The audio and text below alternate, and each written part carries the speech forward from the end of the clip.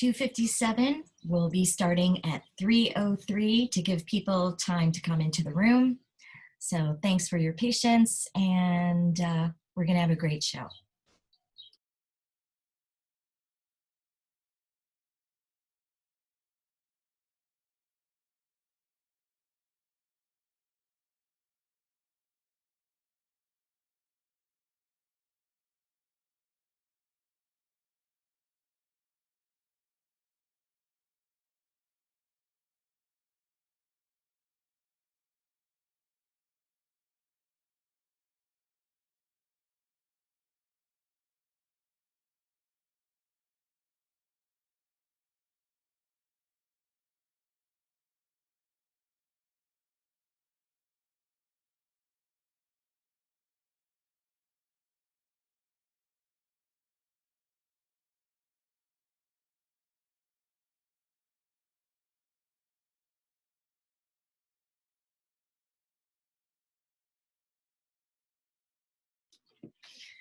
Hi, Dave. Welcome.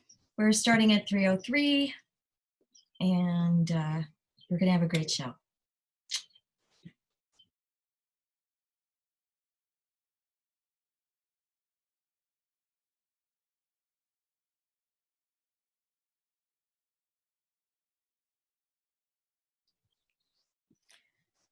Thanks for joining us today, Mark. We're going to start at 3:03, so just a little bit of patience, and then we'll get to Pivoteers.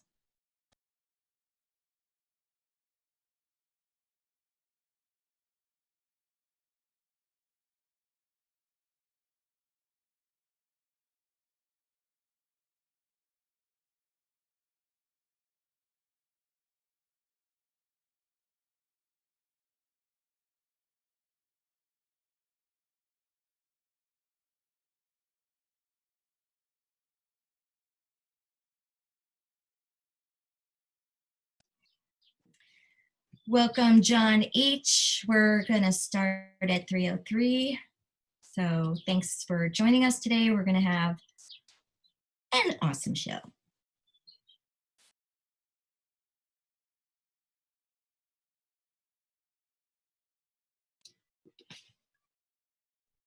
Thanks for joining the room, Dave Curley. We're starting in 3 minutes. So read a book. Chat among everybody. We'll be starting soon.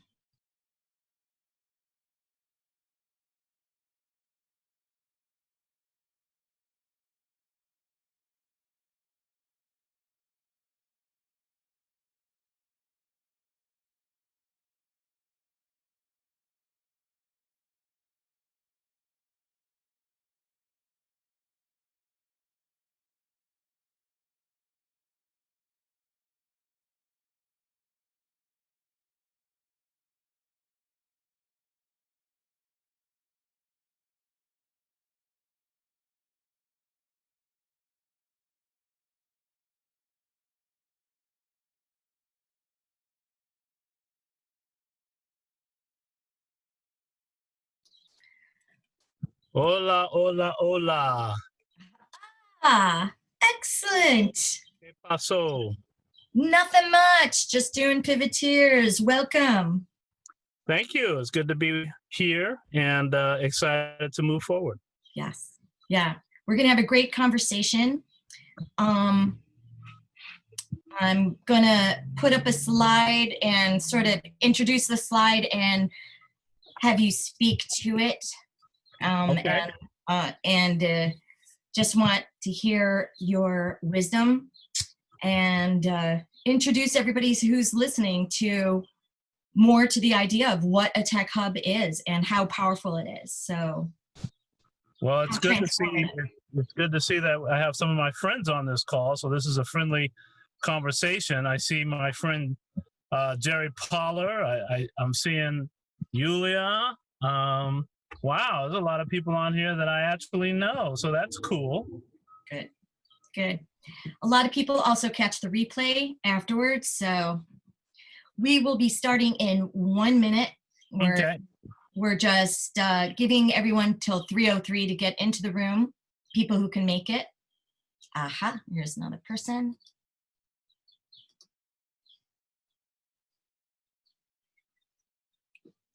Okay. And Yulia, are we live streaming yet? Yes, we are. You're very welcome to start. And all right, here's another person joining. People all right. will keep joining. No worries. Just keep doing your, your job. You can admit people, right, Yulia? Yes, yes, all right. no worries. So let's just get to it. All right, so welcome to the 4th episode of our 5-part interactive webisode series, Pivoteers and Pioneers, Technology-Enabled Recovery in the Age of Social Distancing. Our guest today, special guest, is Silicon Harlem, which is a tech and innovation hub down south of us, our neighbors to the south, just like we are here.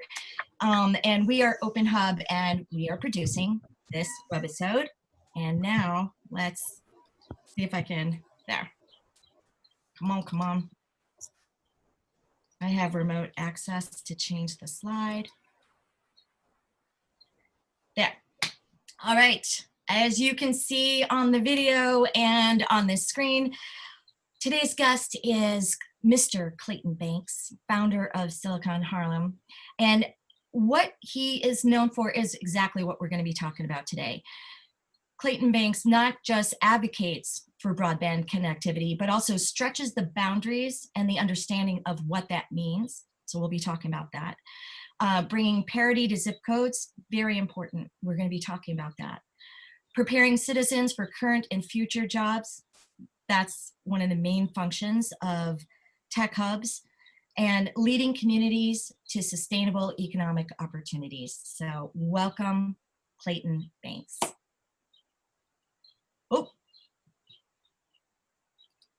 Oh, thank you for having me. I want to express my appreciation for all you've been doing with this series, and I'm just so honored to be here today with everyone. Seems to be a little bit on the same page, where we're realizing how important technology is playing in all of our communities, and more importantly, you know, how we react to a lot of the unpredicted things that happen in our community. So good to talk about a lot of that, and looking forward to it. Good. Let's get moving.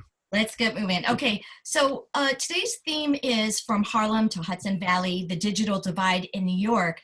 But what I really want to shift it to, I think is very interesting, is the case for digital resilience. And so what I want to do is get everybody up to speed. You know about this a lot, and so do we, but just want to bring everybody into the conversation that tech hubs can do a lot more than just teach digital literacy. They can teach create digital resilience. So what I wanted to connect us all with this one idea that since the pandemic shutdown, fewer people take digital skills for granted, right? So there's sort of like a universal now understanding, wow, we have a huge reliance on technology. And it's also pointed out how vastly unequal it is for those without the skills, devices, or connectivity, how much people are actually left out. So I think it's an excellent time for people to really get a grasp of that, and that the idea of digital resilience is a linchpin in everybody's recovery, and how that might allow people to understand that we all have to be resilient in a constant need to upskill and keep up with tech as it is evolving. So workers need to upskill. That might mean that new tech skills at existing positions, and displaced workers, they have to go online to do online job boards, unemployment resources, job applications, writing resumes, job interviews. So what do you think about this idea, Clayton? Digital resilience versus the digital literacy that everybody talks about? Or well, you know, one does not replace the other. I think they are both very important. When you're looking at can everybody hear me okay? All right. No. So when you're looking at digital literacy, I think it was 2 days ago, someone came into my office and they had heard that I was giving computers to people. And when they walked in, I said, "Great, here's a computer." And then they asked me, how do I use it? That's right. So before we can get to almost anything else, we do need a level of literacy in order for, this to become much more equitable. And so then that the one does not, replace the other. We got to do both. Probably more importantly, for both is just the economics of technology. The economics of technology have proven from the moment we began on Earth to be a natural divide. The divide is defined by two critical components. One is you know about it, and the other is you can afford it.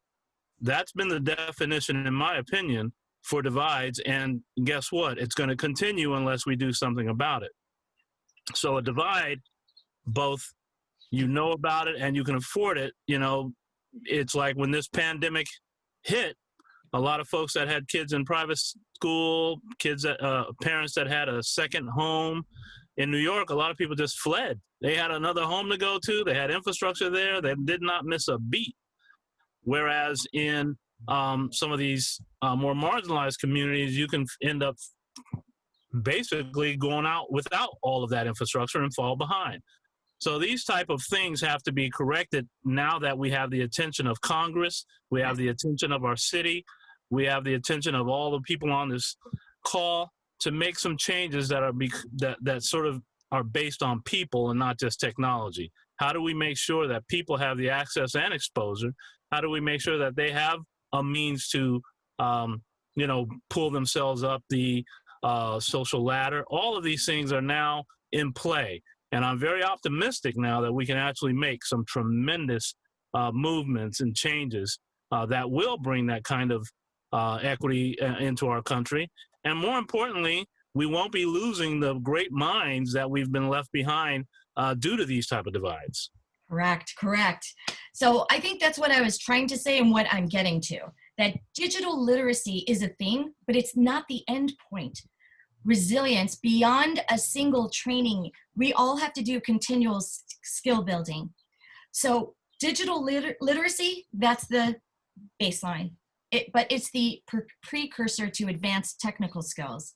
And advanced technical skills is the on-ramp to a good job and stable careers. That's how, for me, to be truly inclusive. If nearly 1 in 3 workers lacks foundational digital skills, then we have to think about how to get everybody on board to this ongoing learning. And we can't just fund digital literacy and think like, okay, we gave some people computers. All right, they know how to turn it on. That's it. No. And we're going to get into this deeper, but I put up some statistics about 8 out of 10 middle skill jobs now require digital skills. And those are not tech jobs. Those are just middle skill jobs. So it's all the jobs. 2/3 of workers struggle to use computers while on the job. Half of Americans aren't comfortable using tech to learn and also risk falling behind. And against popular belief, 25% of those who cannot use a computer are between the ages of 16 and 34. If you want to speak to any of this, oh, you got to unmute. Yeah. Unmute. Sorry about that. Oh my God. Hello. Okay. All right. So, yeah, I mean, there's no question that we live in a digital economy and a digital world, and there couldn't be much more of a crisis than what's happening in our educational system. And so pointing out the data, which I think is very important to do, just continues to give us that information we need to try to address some of these issues. So one of the other pieces of literacy that I would also add to digital literacy is what I call data literacy. So data literacy is what every job is going to require. Every job will require data literacy for the next 5 to 10 years. After that, you will have to have it like you know English. Data literacy means if you go back to your childhood, it's the same data points that you will have to know no matter if you're a sanitation person or a CEO. You will need to know these 4 or 5 things: who, what, where, when, how, and why. Those are the data points we've known all of our lives, but for some reason or another, we have been ignoring that literacy that we all have. But there's a lot of people that will have to become much more data literate no matter what job you have. So I'm saying that to say that you pointing out this statistics that sort of back up the idea that, you know, this has not been spread everywhere is certainly, but here's something of a statistic that's even more important to that. That's why I'm always happy to talk about this, but we got to talk about it in a holistic way. I wonder how many people know on this call that 1 in 3 young black boys will go to jail. That's not a guess. That's a data fact. 1 in 3 young black boys will go to jail. There's something freaking wrong with that, because that data has been at the same data point since the Emancipation Proclamation. So it's a systemic issue, and I'm only bringing that up not to make this a race thing, but to say there are systemic issues that make the statistics that you're quoting, you know, easy to figure out. It's not that hard.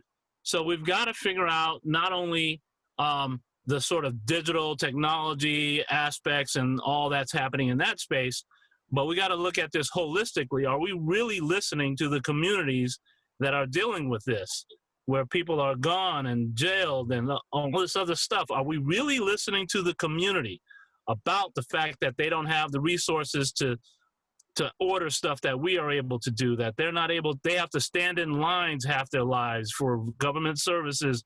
What are we doing about that? We have to start to humanize this technology so we can address the issues that are creating this incredible amount of divide and really confusion. So I love that you're bringing these things up, because we rarely talk about it from that perspective. We are all sort of, you know, literate around the fact that things just don't seem right and some people don't have a connection, but it's deeper than that. It really is. And I don't want to go too deep because you're not paying me to go that deep, but I definitely want to make sure that I at least express that there's more to this than whether you know how to turn on a computer or not. We're going to get there anyway. So that's why I started broad, because I want to bring everybody in, and then I want to walk us through. We all know how it feels to be so reliant on tech, to have to skill up. And now we have an empathy for those who have not been included. And so we'll get there. Okay, so my next slide says digital resilience. Who is privileged to on-ramp to a good job and a stable career? So there are those who have on-the-job training, which is very lucky. You're getting paid, you're learning at work, you go home, you can do your life. Versus those that are unemployed or underemployed. When you're unemployed or underemployed, you have to find the training, and we're going to talk about the true costs of accessing digital skills training. So if poverty means that you have a 200% higher rate of no access to broadband, it impacts people in all kinds of ways. Here's a really important way. If the census is going digital, but all the people are not online, then are we saying that though there's certain people that don't count because they cannot be counted because they cannot get online? So here's the last 2 bullet points, and then you can riff on this. So there's inequities in access to technology connectivity. So cost is a barrier for households without internet access. 60% of those households without internet access make less than $35,000 a year. And we're going to get into this even one level deeper. So that's one part of this. And then the true cost of accessing digital skills training, meaning that 10% of adults who lack basic digital literacy actually receive training. Only 10%, 90% are without training. And what the parts that we seldom talk about, is that without affordable childcare, without the money to pay your rent and the time to learn, it takes time. Boot camp takes over 20 hours a week of studying to really skill up, to really be job ready. And you will be job ready, but you need that time. And are we ready to really start talking about the funding to overcome barriers? If you're lucky, you have the time and space to learn and to skill up. But let's say you're a single mom with multiple children and you're working, let's say, a low-wage job, which could mean that you're making $18,000 a year, which is $5,000 a year below poverty line for even just a single person. That means you might have to be working 2 jobs. How are you supposed to get your digital skills?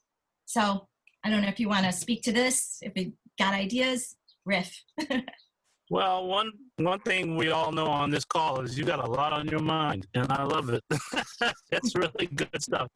Let me say that you packed in a lot right there, so I'm going to start breaking down a little bit of it. There's problems that I hear you talking about, and really big problems. And the question becomes, how do you get at some of this inequity that you're pointing out, which I agree with? And I think part of that is the cost of living in this country has become extraordinary for a lot of people. And when I look around in Harlem, for example, where 1 in 5 or so people live in public housing, our public housing in New York City is the largest public housing in the world. And it is the size of Atlanta or Miami. It's a city in a city.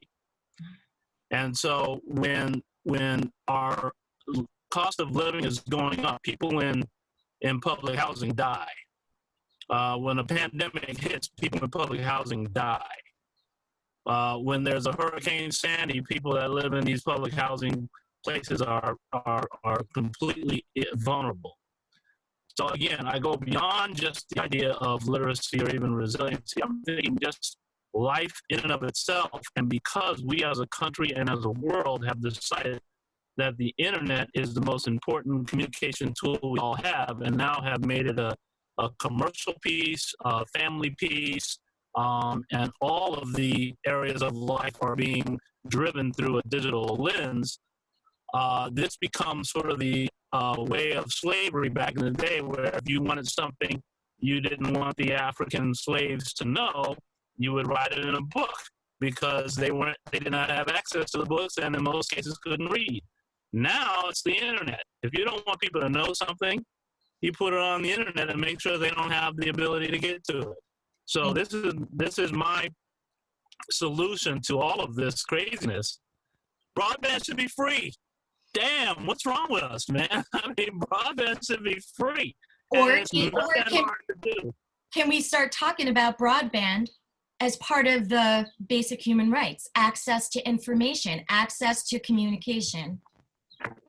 This is when you should be putting your fist in the air, sister. You're on the right, that's right. You're on the right track with that one. But it's going to take a monumental feat for people to get there. Well, you're the innovator. You're doing this, so that's why I'm bringing it up, and I'm also trying to bring our community up to speed with the intersectionality of this idea of all of us needing to skill up. So when it comes to all of us doing this, let's talk about all of us. And okay. So I have this next slide, which shows the distribution of family wealth in 2016, which shows that 38% of the country earned $50,000 or less. The entire family earned $50,000 or less, 38% of the country. So that's some crazy stuff. That's pretty intense. And then I think we have one more slide that has some of this. So then I have some talking points from Jamal Bowman, who is the representative for the 16th Congressional District. I don't know if he's representing you. He just got elected. He does. He represents me, and I know him very well. Well, tell him I said thank you. But anyway, he said some talking points that I want to just put up. That poverty is politically designed, and that it is an apartheid system maintained with willful neglect and fiscal corruption, and that poverty kills people when zip codes determine life expectancy. So if we're talking about all of us needing to skill up, and if we're talking about funding digital literacy, as tech hubs, tech hub to tech hub, I want to talk to you about this idea that we as a people have a responsibility to go much beyond just literacy. We need all of us to be digitally resilient, comfortable with an ongoing learning mindset, and to face these structural inequities in order to overcome them, because we can. Speak to this if you're ready. Well, I mean, again, I think your question, well, you have a statement and a question. So I think very few people on this call would disagree with you. I think there are people in our country that won't agree with you or disagree with you, right? They're like, what are you talking about? What is the big deal? You got access in their minds. You can go get yourself a device. You have a phone. What's your problem? So the literacy, of course, as you're saying, can be taken for granted. So if your only complaint is, I'm not able to move myself quicker than you, that's a tough conversation, because people won't necessarily buy into the fact that you need help. Why can't you pull yourself up by the bootstraps is the classic line behind that. I say a little different, right? So I'm saying that you don't have to put it in a title. You don't have to put it in a frame. You have to make it the DNA. What's the DNA of Americans? What do we value? It's a question I haven't completely come up with an answer yet, but I do know that this is going to become a value system. How do we value Hudson Valley? Is it going to be based on the amount of revenue that area creates? Is it going to be how many big properties can be owned? What is the real measure of a community is one of the things I think we have to really think through. How do we take this moment in time to reevaluate our values as Americans? Not being simply about our own household, but our own household and those next to us and those beyond that. How do we start to look at the value of our community? Is it a valuable community if everyone is connected or not? These are the questions we have to deal with. Is it a great, we talk about smart cities and smart countries and smart states and all this bullshit. Is it a smart community if someone's not connected? Really? It doesn't make sense. That's right. What are we doing to think about how you look at, if I want to move somewhere, look at to say, this is the place I want to live. What's that measure? Because what we've been fed to believe in most cases is you want to have a really good school system and you want to have really good safety, all the things we really ought to do. Well, all communities ought to have that, and we ought to prioritize that happens. So maybe our values have to evolve so that we can make this a DNA type of thing. It's just in our DNA. There's some countries in this world that are actually there. But we have this unique way of thinking that if we're in a race, I have to make sure that I get as many advantages so I can have I can get ahead so that I can win the race. And I think there's something wrong with some of this. And there's a lot of social science behind this. So you and I will get together and share more data, because I have a lot for you. Yes. But the point is, well, how do we really value our success? What's the value system we use to consider somebody successful? Donald Trump became president, and it's hard to have a conversation without mentioning his name for some reason. But Donald Trump became our president because he was rich. I mean, a lot of people just admired that. They could care less what he might say or do or anything else. Just the fact that he was on TV, that he's filthy rich, and he's over the top, and of course, he's a New Yorker. So all of a sudden, you know, that qualified you to be president.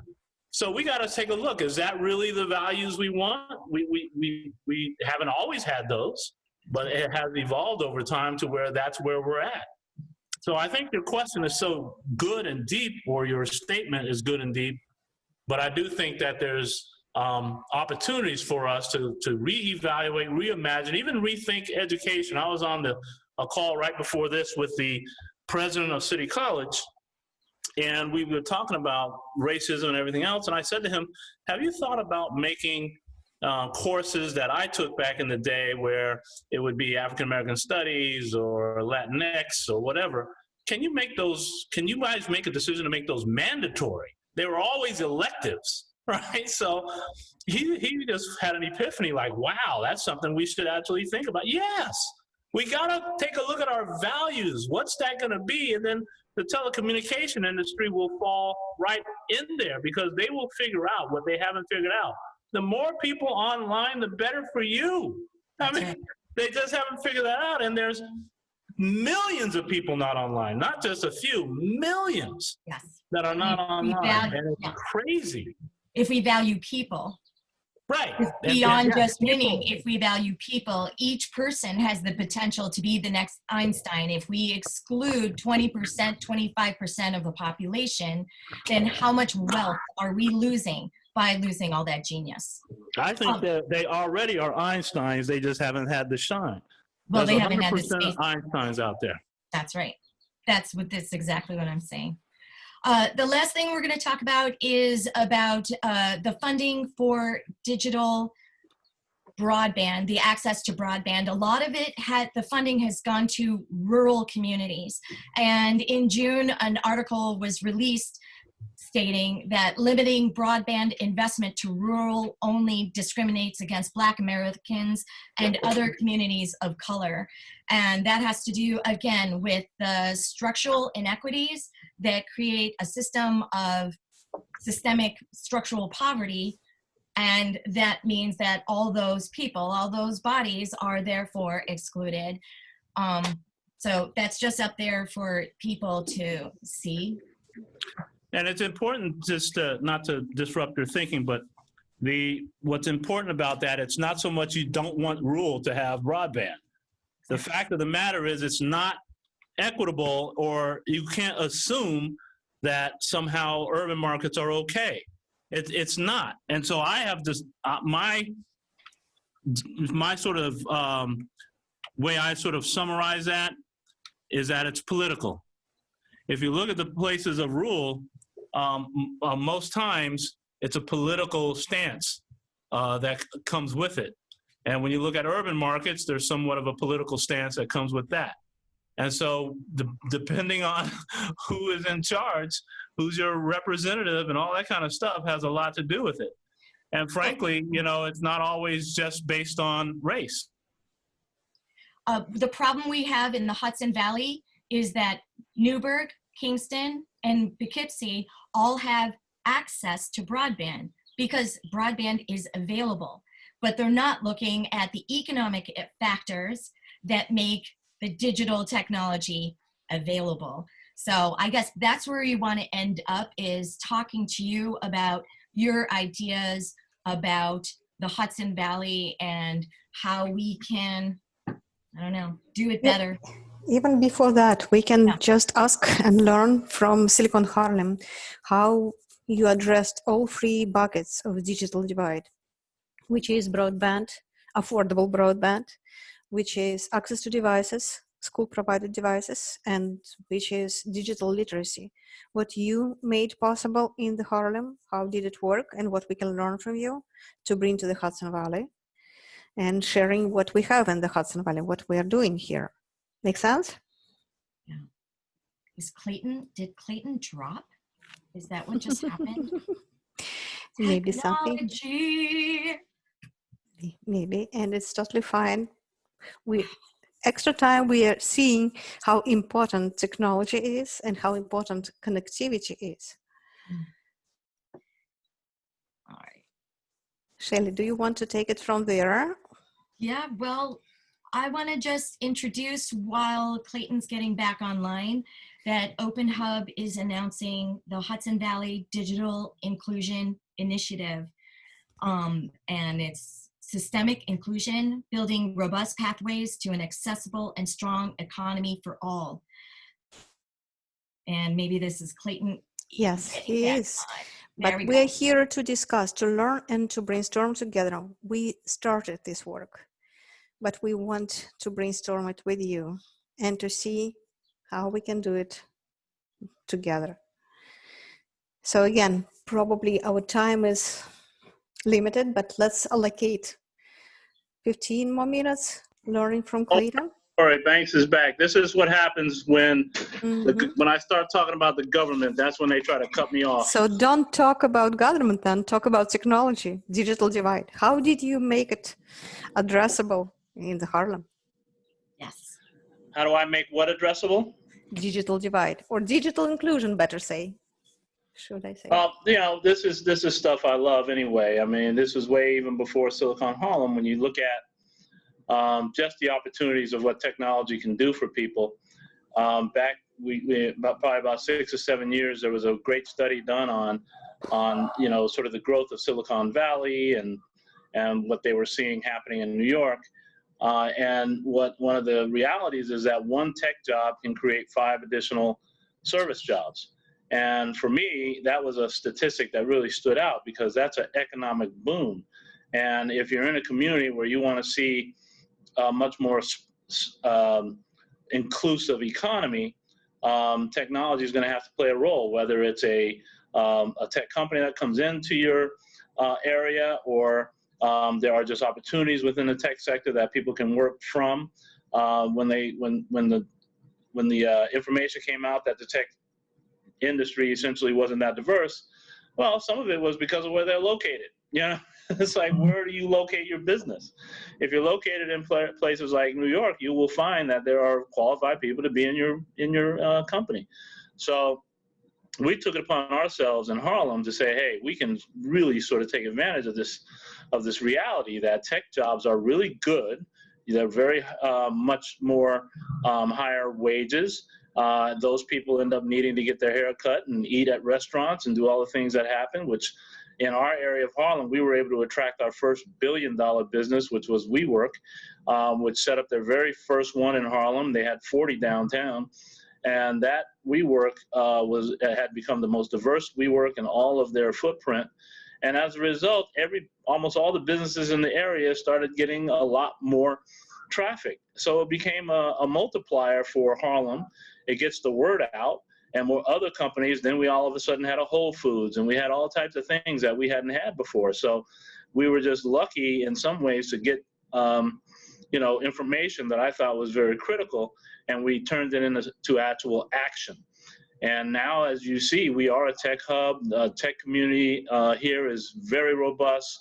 We're asked almost every month to submit some sort of a proposal to the NSF in conjunction with the 13 universities that we have in Harlem. So we're truly 360-degree sort of look at technology and how it impacts the community. Yeah. How did you involve? Yeah. Yes. What are you offering in conjunction of 360 degrees? What's the offering? Everything comes from, I'll give you an example. Right now, when the pandemic hit, one of the problems that we were facing was there were going to be young people, particularly high schoolers. Every year in New York, our mayor office has a thing called Summer Youth Employment Program. It employs about 75,000 kids. And when the pandemic hit and the budget went south, all of a sudden that program was announced to be canceled. So if you can imagine, 75, not only that, but then the schools closed.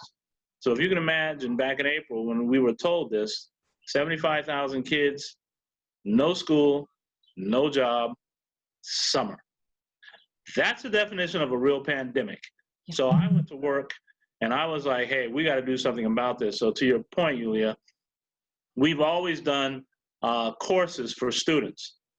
We've always sort of said a part of what we do, along with our whole tech stuff and the things that we're doing to bring broadband and being an ISP and all the things that we do, one of the things we thought very important was do the kind of workshops and classes and courses, and particularly summertime, to get young people thinking about the future of work. And so we've aligned. And so as a result of this particular year, where it was all going to be canceled, we were lucky enough that the mayor figured out a way to find out with some budget. And Silicon Harlem, for the very first time, we've always taken about 20, 30 kids in the summer and about 50 to 60 every year. This particular year, 2020 of the summer, we're taking on 75 kids. Wow. So what that means is 75 young people will be learning from Silicon Harlem, hearing and being a part of the projects that we work on, whether it's edge cloud computing, our data center, what we're doing with 5G. They're going to be exposed to stuff that most people haven't had any kind of clue about, our Internet of Things, and our ability to connect low-income housing. The 75 young people and a bevy of college-age kids that will be our interns are going to be exposed to things they would never, ever get exposed to in public school or anywhere else. And so your goal to make them hungry, make them interested, right? Sorry? Your goal is to make them interested, engaged. That's right, inspired. and it's a legacy, right? So they become the next Silicon Harlem. So absolutely, the whole idea is you make this replicable, you make it scalable, and you do all of this because, but I will tell you, we also work with senior citizens. I have VR goggles on seniors on walkers. I mean, this stuff is for everyone. But in order for it to happen, we have to give people that access and exposure. So a lot of what we do, the core of what we do, is make it people-oriented. Yeah. So do you have an opportunity to provide broadband to their families, or they can practice and learn this only in your location? Great question. So we've been talking about this for some time, as you know, and we've been really, very, very focused on trying to get broadband to everyone. And right before the pandemic, I was able to have a tech talk at our office, and about a couple hundred people were around. And I was making that point. In fact, I announced on January 23rd, 2020, in these exact words, I said, everyone needs a connection. All right. I used to say everyone deserves a connection, but that day I said everyone needs a connection, and God dog, a month and a half later, everyone needed a connection. My point is, as a result of that meeting, there were people that were listening very intently of the city of our government. And when the pandemic hit, the government literally went to work and said, how do we get everyone broadband in public housing? And what they did is they put together an RFEI, which is a request for expression of interest. And everyone has heard about it by now, and everyone's been submitting a proposal. When I read the RFEI, I was very impressed that they utilized, I think, the same values that Silicon Harlem has expressed over the past 5-6 years. So when we submitted ours, we felt very confident that at minimum, they would at least see what we think would be important to make sure that every home has a connection, particularly in the low income and public housing. And right now we're in that process, Yulia, where we may actually have the one moment in time when we are going to be able to actually do it. We are not sure yet, but we will know next week, literally. So I will have to come back and tell you guys what the result is. But the reality is it will happen. Whether it's not a question of if, it's a question of when. And that's the same in Hudson Valley. It's not a question of if, it's a question of when. It's great you got your local officials interested to support, invest, and just to, to focus, to prioritize this area. But I also read in the comments, and I see Will is pointing that Elon Musk's Starlink solved the problem of ubiquitous internet access over the globe, or he is solving. So it doesn't matter if it will be done locally on Manhattan only, or it will be done like globally by Elon Musk, or maybe how much will it cost? That's the question.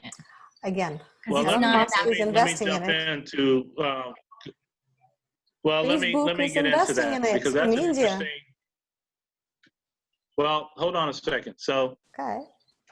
before we all get excited about a billionaire doing something, let me just be Okay. very clear. Okay. If whatever he's suggesting, satellites and things up in space and all this other stuff that will, cover the globe, I'm all for it. I really am. I'm all for it. I have no problem with that as long as it's free. So the question becomes the business model and everything else. Now, I will say from an engineering perspective, having worked in Bell Labs and other places, that it's not that easy to bring a signal down like that, right? If it rains, if there's sleet, if there's all types of things that go on, there's some mitigation in the signal. But again, I'm all in because we should all have choices. I live in New York City and I have two choices. Really, that doesn't make any sense. So if there's a choice to have, Elon Musk be your provider or Silicon Harlem be your provider, or anyone else be your provider, I think you ought to have a multiple amount of people that are going to provide you with a broadband connection. And even the city should be on the hook for that. They should be giving you municipal broadband, right? So there's going to continue to be some economic unequalness. Why not make sure that everyone at least has equal broadband? So that's my reaction to that. But like I said, I'm a big fan of anyone that can get broadband to every home, 100%. Right. Great point. And we're not here just to judge how it should be done, but we're voting for choices. We do need choices. We do need opportunities and choices. And technology allows us to do that. So how about two other buckets in this digital divide, digital equity issue? How about access to devices? What about digital literacy? How did you see it addressed? One of the things that I said a couple of years ago, and this was with a bunch of academics, like I said, you've recognized, Julia, that we do a lot with universities. So they came to me and we sat down with Columbia University and City College and NYU and Rutgers and a bunch of others. And even outside of New York, University of Arizona, University of Virginia. And I said this issue, this was probably about 4 or 5 years ago, and I said, devices are an issue. It's too expensive for a lot of homes. The computers are just too expensive.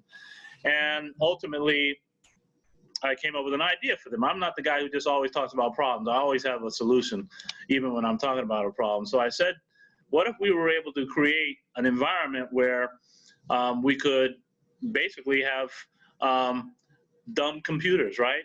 Dumb computers, or zero clients, if you will, where we could have a edge cloud computing space where people would literally have the processing power there versus in their local computer. The most expensive part of a computer is processing power. You take that out, all of a sudden the computer is worthless. So we know that it would be great if we could provide families that can't afford a computer to have this zero client log into the mainframe, if you will, if you go back any further than I do, and realize that you can still have the exact same experience. We're doing that right now. It's not completely deployed. I'm giving you guys a little inside baseball here, but we are doing these type of activities right now. And if that works, you guys will reflect on this conversation and go, man, he was talking about this a few years ago, because it's going to take a few years for us to get all of this right and all the research right and all this other stuff. But we're talking about a way to get devices for almost free. So now you got free broadband, practically a free device, and now we're talking about just teaching? Come on, that's what we do. So I'm excited about the future. I really am. It's going to be much more equitable, and there will be a cure for cancer, because there's some kid out here right now running around who's smart as hell but hasn't had that opportunity. We'll have that opportunity now. That's what I'm excited for. Yes. Do what you can do and see how it will grow. There you go. See, that's an old Russian thing, but I'm with you. That's good. Well, so OpenHub is building the digital inclusion initiative in the Hudson Valley. Welcome to join. Stay tuned. We will be announcing this soon, and we definitely are partnering with Silicon Harlem. Saying that, yes, we are jumping to the Q&A session, and I bet you will benefit from asking Clayton, asking each other, what do you think, how we can address it better? please unmute yourselves, introduce yourself, ask questions. There was Cheryl Snyder. Maybe you want to ask your question. David. Clarify it. Cherkovsky. Hi, this is Cheryl Schneider. Thank you. Hi Clayton, thank you so Hello. much. I believe that we should all have clean air and fresh water and free education and a minimal, basics of humanity. I believe in human rights initiatives. I've strived my whole life for human rights. My background. My background is heavy in physical sciences with a specialty in cloud physics. So I did a lot of study of electronics and electricity. And then I've been in the tech industry for 30 years. I love broadband for the masses. I support it wholeheartedly, but 5G is murderous and its intent is surveillance. And the reason why they're using this, they're making it sound like it's all about, we're finally bringing equality to the disadvantaged. We're gonna make it right. 400 years, we're gonna turn it all around. But what they're doing is they're experimenting on the US population. And if you look at how it's actually used in the world, it's used for surveillance. It's used, and its side effects are horrendous. Low frequency does not mean high amplitude. This is totally immune system disruptors. It is completely, has not been tested on human beings. So Harlem and other third world countries are becoming the test beds for this. And I am a white woman, I have grown up in New York. I am educated. But I am horrified by this. And I'm going to turn 65 in a few weeks. And I know the good Lord has kept me on this planet for some reason. And there's 2 reasons right now. And I've just written this privately to somebody who knows me in this circle for, I don't know, Mark, has it been over 15, almost 20 years? There are 2 things that right now are resonating with me. And it's one, that white people, most of the people in tech are incredibly empowered, privileged, and entitled.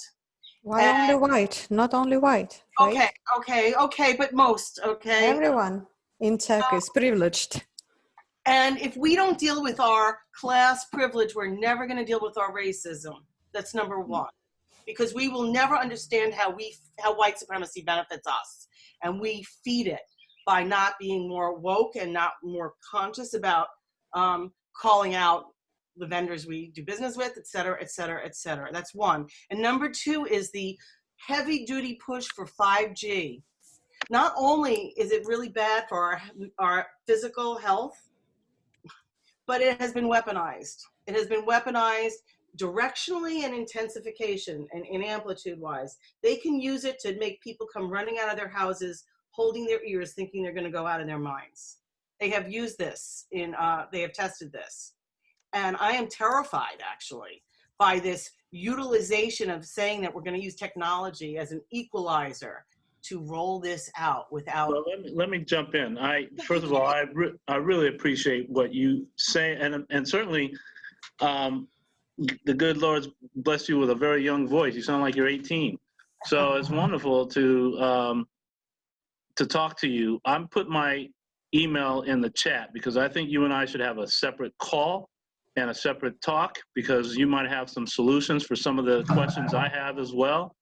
5G is non-stoppable. You cannot stop it. So we should have our voice at the table to make sure that it is going to serve people correctly. I agree with you on a lot of the points you're making. Having been a part of 2G, 3G, 4G, and 4G LTE myself, I understood the spectrum of 5G very well. I studied it very well as well. And the gain that is coming off of those antennas is not as bad as it's been reported, but it's still an issue. That's why we decided to do a lot of testing around 5G in Upper Manhattan. And we're taking a look at it. And we're making sure that everyone in the community knows about it. See, one of the things that I have a problem with is these type of technologies can come out I mean, when was the last time somebody told you about 3G? I mean, who told you that was happening? We've made the point that if you're going to come out with new spectrum, you better make it more friendly to the people so that they know what the hell is coming into their community. So it's one thing to be very clear and know about the technology and maybe even understand the negatives of it. It's another when you and I can get together and go, okay, let's make sure this is happening, right? Because there's still people holding a phone right next to their head. And you can't tell me that doesn't have a problem either. But I'm just saying, you and I really figure out how do we make sure our voice is heard. And I have that access, right? I know the guys who are running the cabal of 5G. So let's continue that. And I really appreciate your background, having all the years that you've been working in this space. Other questions that might come up? We do have a question from Arnold. Shelly, can you read it out loud? Yeah. Or Arnold maybe will do Arnold, that? Arnold, do you want to ask the question yourself, or shall I read it? Well, can you hear me? Yes. Good. No, I guess coming from a very impoverished background, growing up the oldest of 6, living out in the middle of the mountains and having to work, we all work together to put food on the table. I have a little bit of a different perspective. I don't cater to the strategy that you should just give people fish, but really should teach them how to fish. I think that's one of the things that was lacking in the education system. I know I've made a couple attempts in local schools to do that more on a free basis. I had a specific syllabus, but unfortunately the education system felt it wasn't really their role. I think when people, so when you look at the digital divide, if somebody has a need for it, because that's what made our country great when you really think about it, where that there was a problem, someone solved it, a business was formed, a product was made, and society changed, whether it was from the automobile or even the internet. The internet was originally supposed to be a file sharing and idea sharing environment, which has now become more like TV if you look at all of the major players. My thing is that what can we do, or maybe Mr. Banks, you could explain to me, what could we do on a lower level with the children in these neighborhoods, in these areas, whether it's rural or urban, to have them understand the importance of the digital technology and how they can improve from that? Well, it's a good question. I think there's a couple of things that I think a lot of us end up having blind spots to. Unless, I mean, with your background personally, it's very interesting because you can probably relate to some of the things that I might say here. One is I went to a school in Brooklyn that was an elementary school. And it was a heartbreaking situation because I was looking at kindergarten folks, or, all the way up to 5th grade, just as happy and energetic and as smart as you can see a group of people. And when I asked the principal, can I see your, tech room? I said, okay, well, can you show me some of the smart boards that you have here that you like? This is just a couple of years ago. It's not even like 20 years ago. It's like 2 years ago. And they didn't have that infrastructure. And I said, well, why don't you just show me the computers? Because maybe I can, help you with what you might think for some learning tools, et cetera. Yeah, well, we have a few, but I said, well, where are the kids getting access? I said, well, a lot of them have to go to the library because they don't have to. I said, well, how many of them have this stuff at home? She laughed me out of the place. So you might think that it's the victim's fault, but I would say to you, that's not true. It's a systemic problem. If the school doesn't have the same ability that the school just 2 miles away does, that's a recipe that's not the kid's fault. We've got to fix these type of things, and a lot of it comes with the internet. The internet at that school was terrible. I think it was 25 megabits both way. One way, 4 megabits the other. That is not going to help the people fish. It's not going to help them fish. I'm sorry. So there's a long way to go. And I think you and I should also have a debate about this, because I understand what you're saying, but I think we have a blind spot to things of what we see in terms of infrastructure. There are kids that live in public housing with leaky roofs. What does a leaky roof mean? That means you end up with some type of respiratory issue. You know, so how much are you paying attention to a television show when you got asthma? So I'm just Priorities saying that matter. this is a bigger issue. This is a bigger issue that we need to examine and not be rose-colored blind about it. There's real systemic issues that do impact why we end up just giving them some fish, because it's easy.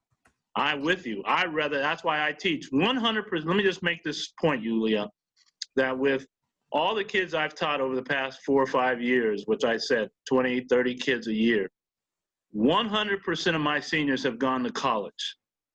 Of those 100%, all of them said they were not on the path to college. Not even thinking about it. Their parents couldn't afford it. They thought it was going to be way too much. It just, no one they saw went to college, so what was the point? So we got to realize that there's more to this, right? If they have the infrastructure, if everyone had a computer and a broadband, then let's get in the race and let's run and let's see who wins. But even if you're grow up poor, but you have that X factor of access, you know, there's something wrong with that. I also want to add, 20 years ago, I was called into a public school for 9th graders. On 103rd Street, they had gotten rid of the English teacher because of their budget issues. So a friend of mine who was a science teacher was asked to teach the English class. So I was a great writer and communicator, and she asked, would I volunteer? So I came into the class, and I bought the books myself at the Strand, Octavio Paz, The Monkey Grammarian. And so I presented the books, and then I said to the teacher, in what floor is the library? And she said, we don't have a library in this school. And I said, then where's the closest library? And she said, 125th Street.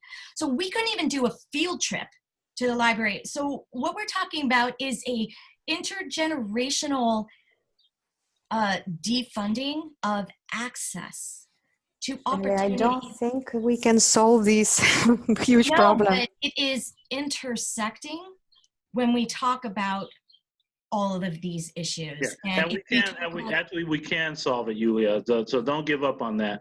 But we can stir back to the questions in the chat. But I think you're absolutely right, you know, Shelley, because if you don't fix these type of things, so what about everything else? I mean, these are really important things like education. So anyway, I can take a couple more questions, maybe. Maybe Gerald. We are at 4 o'clock, so this will be our last question. Oh, last question. Okay. Yep. Gerald, do you want to jump in? How's it going with Kingston? Kingston is rocking.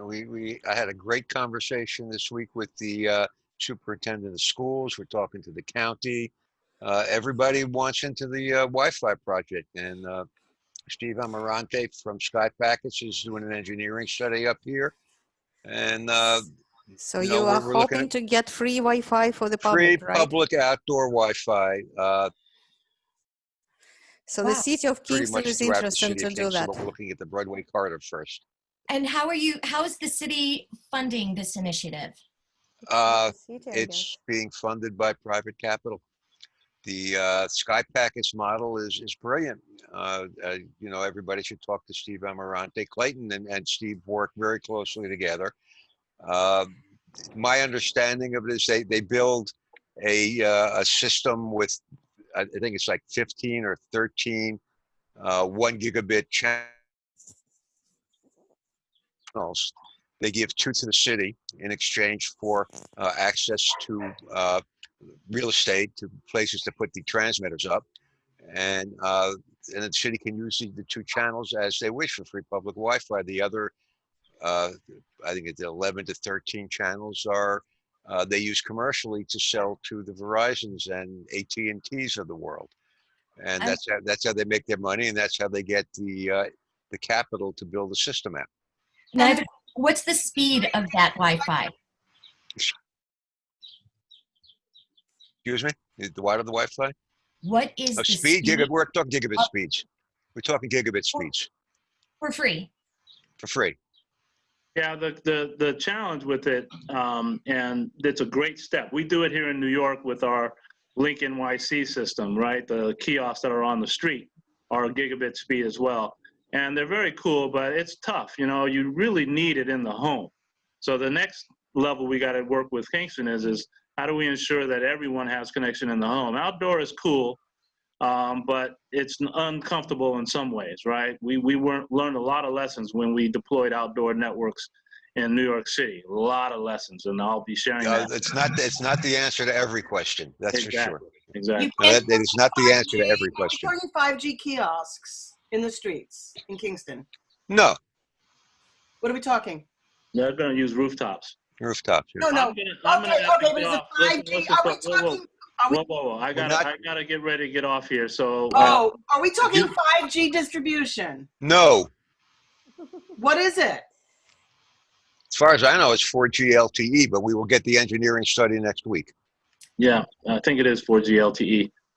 I really appreciate the opportunity here, and I hope you guys stick with me. Like, email me, let's connect, because the real solution. Like glue, Clayton, like glue.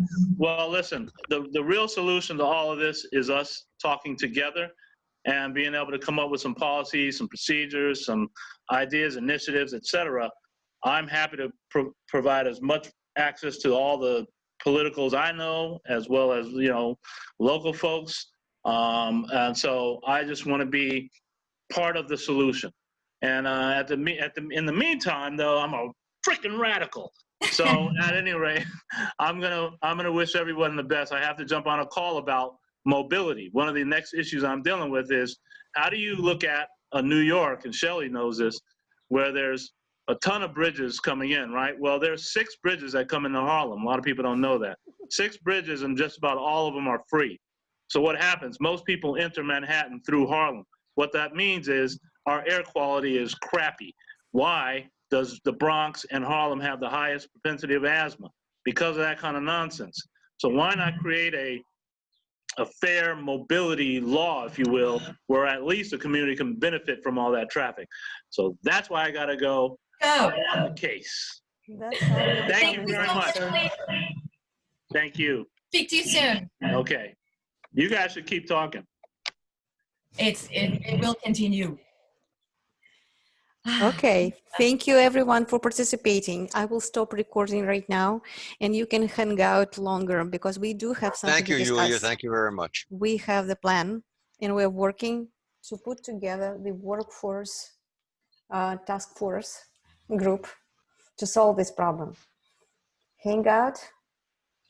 Let me stop recording.